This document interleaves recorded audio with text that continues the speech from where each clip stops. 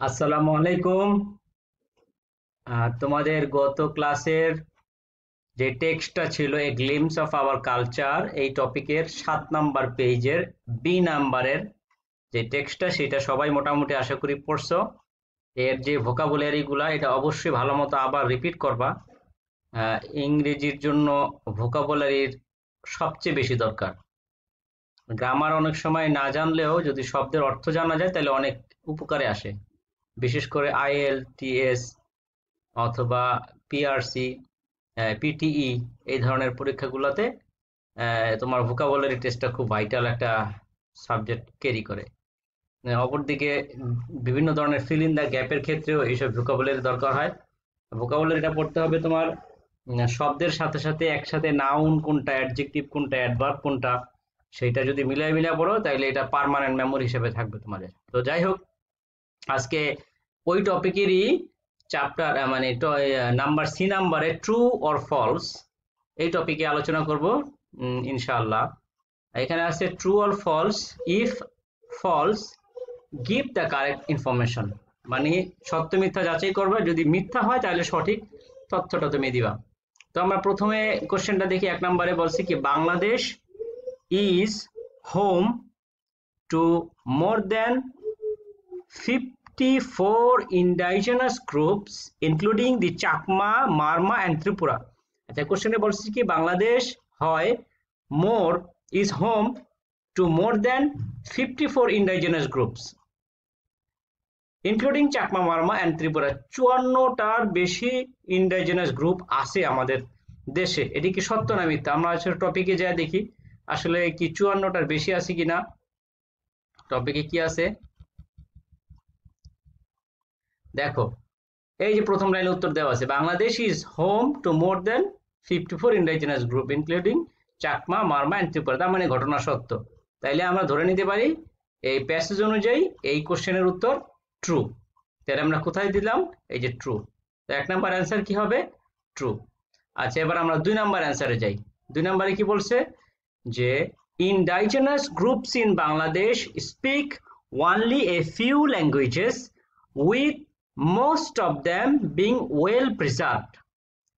এই কথাটা কি সত্য কিনা বলছে, এই যে স্থানীয় যেই গ্রুপটা, গোষ্ঠীটা, মানে জনগণের বাংলাদেশে আছে, স্পিক, তারা বলে অনলি এ ফিউ ল্যাঙ্গুয়েজ, সামান্য, একবারে নাই বলে, ফিউ মানে একেবারে নাই, অতি সামান্য একটা কিছু ভাষা তাদের আছে যেটা বলে, এই ভাষায় কথা বলে, যেখানে with most of them being well preserve. Well preserve, preserve মানে কি সংরক্ষিত, ওয়েল প্রিজার্ভ মানে খুব ভালোভাবে ভাষাটা সংরক্ষিত আছে, মানে ভাষার কোনো বিকৃত বা ভাষার কোনো অস্তিত্ব সংকট হয় নাই।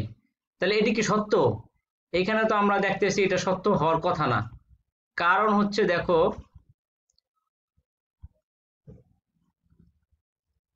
কারণ হচ্ছে এই দেখো, this groups speak at least 35 distinct language, মানে 35টার মতো কমপক্ষে ভাষা আছে এদের, adding to the country's culture richness. এরপরে however many of this languages are endangered, মানে এই ভাষাগুলো বেশিরভাগই একবারে বিপজ্জনক অবস্থার মধ্যে আছে, as the dominance of Bangla and modern science pressures, societal pressures push them towards extinction, মানে তারা একটা মানে নিচ্ছন্ন, এক্সটিংশন মানে কি একবারে বিলুপ্তির পথে আছে। তার মানে তো কথাটার সাথে মিলল না, ঘটনা তো সত্য না। তাহলে কি হবে? Indigenous groups in Bangladesh speak only a few language, কথা সত্য নয়, কারণ এখানে 35 এর বেশি ভাষা আছে। আর বলছে কি দ্বিতীয় পার্টে যে with most of them being well preserve, এর বেশিরভাগই সংরক্ষিত আছে, এটাও সত্য না, কারণ বেশিরভাগই এখন বিলুপ্তির পথে। তার মানে এটা হচ্ছে ফলস। ঠিক আছে, ট্রু অ্যান্সারটা কি হবে তাইলে? এই যে দেখো, ট্রু অ্যান্সারটা, কারেক্ট অ্যান্সারটা কি হবে যে indigenous groups in Bangladesh speak at least 35 distinct language, 35টা মতো ভাষা আছে, and many indigenous languages are disappearing. Disappearing কেন হচ্ছে? এক্সটিংশন অবস্থায় যেতেছে, অদৃশ্য হয়ে যাচ্ছে, এইটা। আচ্ছা, এরপরে আসো আমাদের নেক্সট কোশ্চেন, যে the dominance of Bangla has helped preserve indigenous languages in Bangladesh. Dominance মানে কি?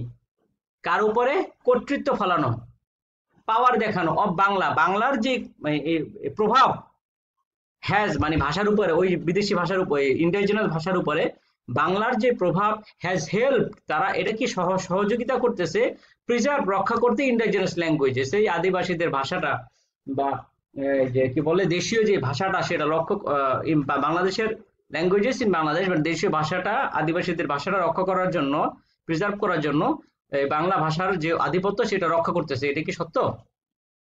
অবশ্যই সত্য না, কারণ এইখানে আছে উপরে দেখো, উপরে আছে কি যে however many of these languages are endangered, বিপদসংকুল অবস্থায় আছে কেন? as the dominance of Bangla and modern societal pressures push them towards extinction, মানে কি এই বাংলার আধিপত্য এবং মডার্ন সোসাইটাল যে প্রেসার এই ভাষাগুলোকে বিলুপ্তির দিকে ধাবিত করছে, নিয়ে যাচ্ছে, তার মানে এটা এখন আর সত্য নয়। আচ্ছা দেখি 3 নম্বরে কি আছে, এই যে দেখো অ্যান্সার ফলস, কারেক্ট অ্যান্সার কি হবে? The dominance of Bangladesh, dominance of Bangladesh না বাংলা, সরি,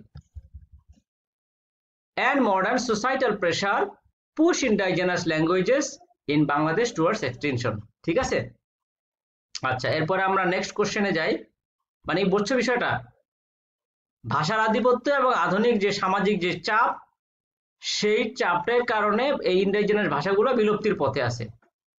আচ্ছা এরপরে প্রত্যেকটা শব্দের অর্থ কিন্তু ভালো মতো জানতে হবে, বুঝতে হবে, নাহলে ইংরেজির কোনো ইয়া থাকে না, দাম থাকে না।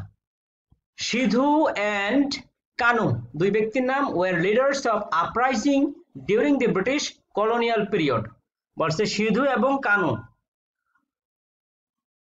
এই দুই নেতা of uprising, leaders of uprising, uprising মানে কি আন্দোলন বা বিপ্লবের যে নেতা ছিল, তারা ছিল কি বিপ্লবের বা আন্দোলনের নেতা ছিল ডিউরিং সময় the British colonial period, British colonial পিরিয়ডে তারা নেতা ছিল। হ্যাঁ এটা কথাটা সত্য, কারণ এখানে আমরা আসি, এখানে সিধু এবং কানার কথা আছে, এই দেখো during the British colonial rule indigenous communities played a significant role in resisting oppressions, leaders like Sidhu and Kanu lead uprising, তার মানে তো ওই সময় তারা ব্রিটিশ কলোনিয়াল রুলের সময় তারা ছিল। আচ্ছা এরপরে আসো, তাহলে আনসারটা কি হবে? ট্রু, 4 নম্বরে, এই যে ট্রু 4। এরপরে আসো 5 নম্বর দেখি, 5 নম্বরে কি আছে? 5 নম্বরে সিদ্ধি কাপ্তাই ডাম, কাপ্তাই ডাম, একটা ডাম মানে হচ্ছে বাঁধ, হ্যাঁ, এই কাপ্তাই ডামটা কি করছে? এই কাপ্তাই ডাম বিল্ড করা হয়, এই কাপ্তাই ডামটা তৈরি করা হয়েছে ইন 1957 এ, 1957 সালে। এর ফলে কি হয়েছে? ডিসপ্লেসড থাউজেন্ডস অফ পিপল, এর ফলে কি হয়েছে? হাজারো হাজারো মতো মানুষ ইন দ্য হিল ট্র্যাক্টস, পাহাড়ি অঞ্চলের, disrupting their connection of to the land, তাদের যেই ভূমির সাথে মাটির সাথে তাদের যে সম্পর্ক ছিল সেটা কি বাধাগ্রস্ত হয়েছে, ক্ষতিগ্রস্ত হয়েছে। এই ঘটনা সত্য উপরে টেক্সট অনুযায়ী। চলো টেক্সটে কি লেখছে এটা দেখি আমরা। টেক্সটে লেখছে যে এই যে দেখো 1957 সালের constructions of Kaptai dam founded by US aid and built by the Pakistani government displaced thousands of people in the hill tracts, submerging their homes and farmland under the Kornofuli River, disrupting their livelihood and cultural connections to the land, তার মানে ঘটনা সত্য, ঠিক আছে। তাহলে এটার answer হবে true, ঠিক আছে, এই যে এটার অ্যান্সার ট্রু দিলাম, ঠিক আছে, ঠিক আছে, ধন্যবাদ। তো আমাদের নেক্সট টপিক যেটা হবে সেটা নিয়ে আমরা আবার কোশ্চেন অ্যান্সার সেশনে আমরা পরে যাব ইনশাআল্লাহ।